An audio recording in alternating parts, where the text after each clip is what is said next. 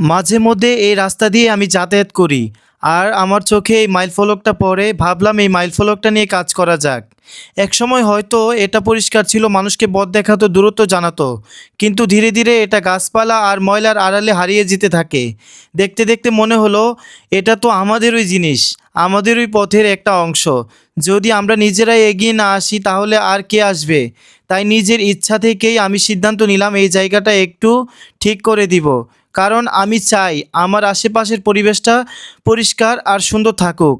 আমি বিশ্বাস করি ভালো কাজ করার জন্য বড় কিছু দরকার হয় না, শুধু দরকার ভালো ইচ্ছা আর একটু চেষ্টা। আমি ভবিষ্যতেও এরকম আরও কাজ করতে চাই, আমাদের আশেপাশের অবহেলিত জায়গাগুলোকে আবার সুন্দর করে তুলতে চাই। আপনাদের অনুপ্রেরণা আর সাপোর্ট পেলে আমার এই ইচ্ছাটা আরও শক্তি পাবে।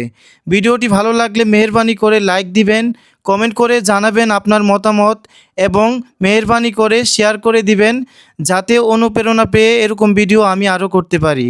ধন্যবাদ, ভালো থাকবেন, ভালো লাগলে অবশ্যই পাশে থাকবেন।